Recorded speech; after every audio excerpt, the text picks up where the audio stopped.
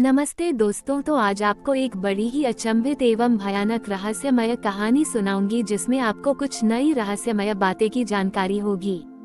तो कृपा करके अभी चैनल को सब्सक्राइब कर ले। यह मेरा दूसरा नया चैनल है ताकि और भी रहस्यमय कहानी सबसे पहले आप तक पहुंचे। धन्यवाद। तो सुनिए।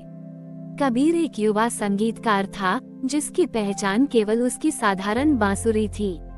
वह शास्त्रीय संगीत का विद्यार्थी था, लेकिन उसकी धुनों में वह जादू नहीं था जो उसके दादाजी के संगीत में हुआ करता था। उसके दादाजी, जो एक प्रसिद्ध मंदिर संगीतकार थे, की मृत्यु के बाद कबीर को उनकी सबसे कीमती चीज विरासत में मिली, एक पुरानी धूल भरी रुद्र वीणा। वीणा पर कोई तार नहीं थे, लेकिन उसके शरीर पर 12 चमकते हुए रत्न जड़ित नट लगे हुए थे। वीणा के साथ दादाजी की एक पुरानी डायरी भी थी जिसमें कुछ अजीबोगरीब संगीत नोट्स और पहेलियां लिखी थीं। डायरी के पहले पन्ने पर लिखा था, नाद ही ब्रह्म है। ये 12 नोट्स ब्रह्मांड की धड़कन है, जिन ही 12 ज्योतिर्लिंगों के द्वार पर बजाया जाना चाहिए। कबीर ने पहले इसे एक बूढ़े आदमी की सनक समझा, लेकिन उसकी जिज्ञासा बढ़ती गई। डायरी में पहला नोट काशी विश्वनाथ का था। कबीर अपनी रुद्र वीणा को लेकर वाराणसी पहुंचा। जब वो विश्वनाथ मंदिर के गर्भगृह में पहुंचा, तो उसने डायरी में लिखे नोट को मन में दोहराया और वीणा को अपने हाथों में लिया। वीणा अपने आप ही एक धुन बजाने लगी, जिसकी लहरें पूरे मंदिर में गूंज उठीं। उस धुन को सुनते ही वीणा पर लगा पहला रत्न चमक उठा और एक खूबसूरत अदृश्य ध्वनि लहर में बदल गया। उस ध्वनि ने मंदिर के वातावरण को शुद्ध कर दिया, जिससे श्रद्धालुओं को एक गहरी शांति का अनुभव हुआ। कबीर समझ गया कि यह कोई साधारण वीणा नहीं थी। यह एक कुंजी थी जो हर ज्योतिर्लिंग के गुप्त नाद को जगा सकती थी। उसने अपनी यात्रा शुरू की, हर ज्योतिर्लिंग पर एक नोट बजाने के लिए। सोमनाथ में उसकी धुन ने समुद्र की लहरों को शांत कर दिया और वीणा का दूसरा रत्न चमक उठा। ओंकारेश्वर में उसने एक ऐसा नोट बजाया जिसने हवा में एक अदृश्य मार्ग खोल दिया, जिससे उसे एक प्राचीन गुफा में जाने का रास्ता मिला। महाकालेश्वर में वीणा की धुन समय के साथ सामंजस्य बिठाने लगी, जिससे कबीर को एक पल के लिए भविष्य की एक झलक मिली। केदारनाथ में उसकी धुन बर्फीली हवाओं के बीच गूंजी और लोगों को ठंडक से राहत मिली। भीमाशंकर में वीणा की धुन ने जंगल में जीवन का संचार किया, जिससे पेड़ पौधे और जीव जंतुओं में नई ऊर्जा भर गई। जैसे जैसे कबीर की यात्रा आगे बढ़ी, उसकी प्रसिद्धि फैलने लगी। लोग उसे नाद का साधक कहने लगे, लेकिन उसकी प्रसिद्धि ने एक खतरनाक आदमी का ध्यान भी खींचा, एक शक्तिशाली और चालाक तांत्रिक गुरु, जो ध्वनि के माध्यम से लोगों के मन को नियंत्रित करता था। वह वीणा को सर्वोच्च नाद का स्रोत मानता था और उसे अपनी शक्ति बढ़ाने के लिए चाहता था। कबीर को गुरु के आदमियों ने कई बार रोकने की कोशिश की, लेकिन वीणा की पवित्र ध्वनि ने उन्हें हमेशा दूर रखा। कबीर ने अपनी यात्रा जारी रखी और वह अंतिम ज्योतिर्लिंग बैद्यनाथ पहुंचा। वीणा पर केवल एक नट चमकना बाकी था। वह जानता था कि यहाँ उसकी गुरु से अंतिम भिड़ंत होगी। मंदिर के बाहर गुरु अपने सभी शिष्यों के साथ खड़ा था। उसने अपनी ध्वनि से कबीर पर हमला किया। कबीर का सिर घूमने लगा, लेकिन उसने वीणा को अपने दिल से लगा लिया। ये नाद नियंत्रण के लिए नहीं है, कबीर ने चिल्लाते हुए कहा। उसने अपनी आंखें बंद की और अपनी सारी ऊर्जा को वीणा में डाल दिया, अंतिम नोट बजाने के लिए। जब उसने अंतिम नोट बजाया, तो वीणा पर लगा आखिरी नट भी चमक उठा और एक ऐसी धुन निकली जो किसी भी संगीत से परे थी। ये शुद्ध सामंजस्य की धुन थी, जिसने गुरु की ध्वनि के प्रभाव को तोड़ दिया। गुरु के शिष्य एक एक करके अपन इस सम्मोहन से बाहर आ गए और उन्हें अपनी गलती का एहसास हुआ। गुरु की शक्ति खत्म हो गई। कबीर ने अपनी वीणा को देखा। उस पर लगे सभी 12 नट चमक रहे थे और वीणा से एक शांत दिव्य संगीत लगातार निकलता रहता था। कबीर समझ गया कि वीणा का उद्देश्य किसी को नियंत्रित करना नहीं था, बल्कि सभी को मुक्त करना था। कबीर ने कभी भी प्रसिद्धि नहीं चाही। वो एक यात्री संगीतकार बन गया, जो अपनी वीणा के साथ घूमता था और लोगों के दिलों में शांति और सामंजस्य लाता था। वीणा उसकी संपत्ति नहीं थी, बल्कि उसकी जिम्मेदारी थी। कबीर कई वर्षों तक एक यात्री संगीतकार के रूप में घूमता रहा। वीणा का नाद जहाँ भी जाता, वहाँ शांति और सद्भाव फैल जाता। लोग उसकी धुन सुनकर अपने मन का बोझ हल्का महसूस करते थे।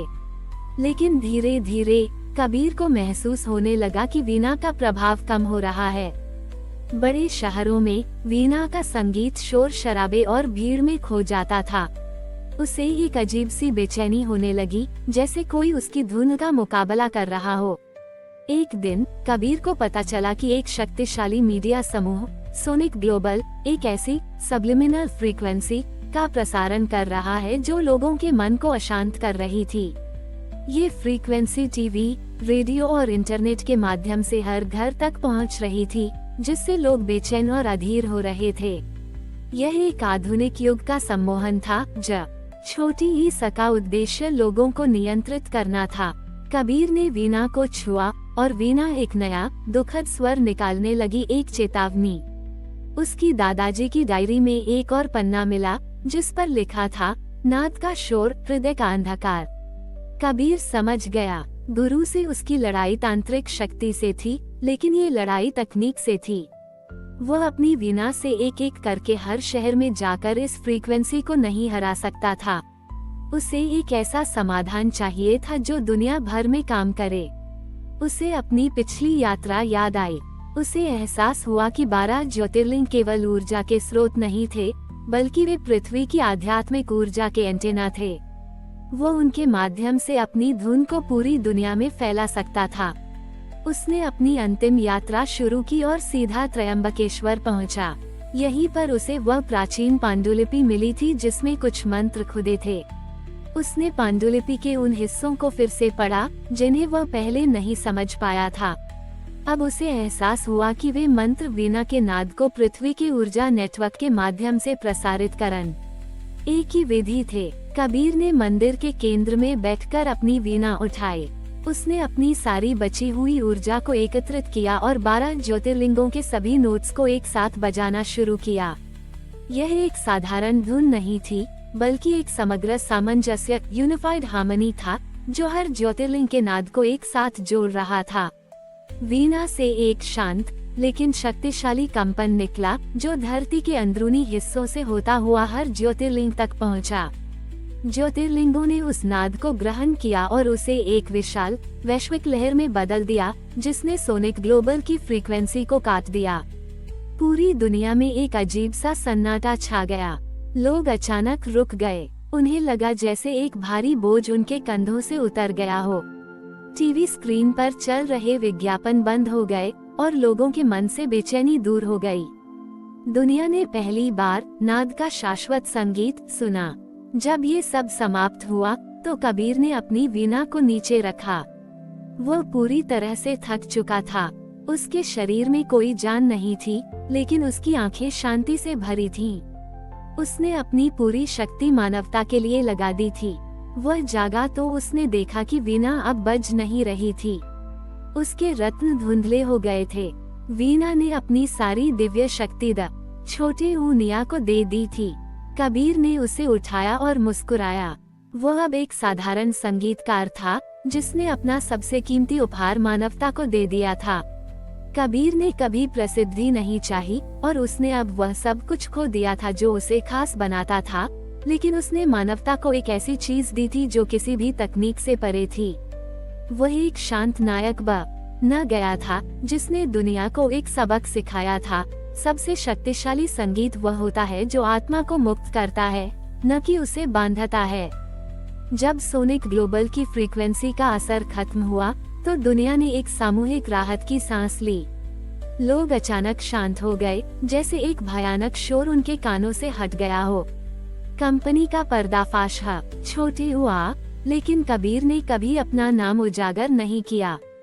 वह जानता था कि उसका काम खत्म हो चुका था। कबीर एक साधारण जीवन जीने लगा। वो अपने पुराने गांव में वापस आ गया और बच्चों को संगीत सिखाने लगा।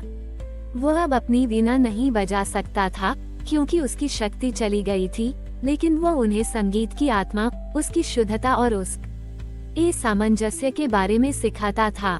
उसके शिष्य उसकी धुनों को नहीं सुन सकते थे, लेकिन वे उसके शब्दों में छिपी गहराई को महसूस कर सकते थे। वीणा को, जिसने एक बार दुनिया को बदल दिया था, एक प्रसिद्ध संग्रहालय में रखा गया। वह अब एक शांत कलाकृति थी, जिसमें कोई चमक या शक्ति नहीं थी, लेकिन जो लोग उसके पास आते था, उन्हें एक अजीब सी शांति महसूस होती थी।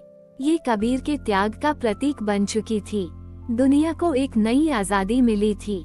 उनके पास अब चुनाव था, क्या वे फिर से शोर और अशांति की ओर जाएंगे या शांति और सामंजस्य की ओर।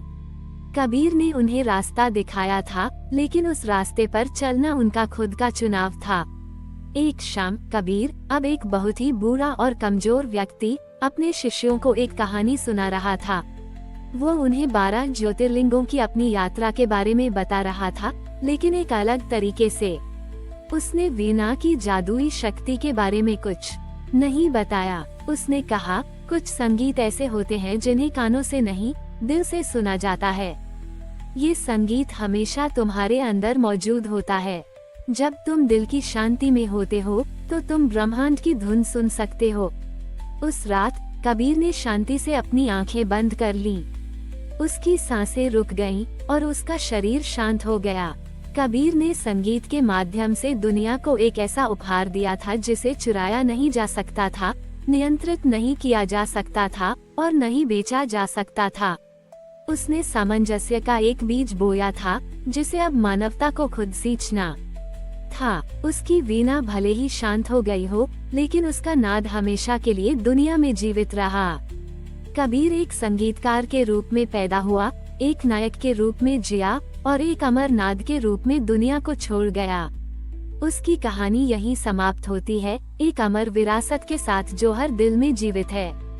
हमारी और भी आध्यात्मिक एवं अनोखी कहानियाँ देखने के लिए हमारे चैनल पर जाएं तथा धार्मिक एवं पौराणिक अनोखी कहानियाँ हमारे चैनल पर है। कृपया जाके देखें तथा हमारे चैनल को सब्सक्राइब करके रखें और वीडियो लाइक जरूर करें। धन्यवाद।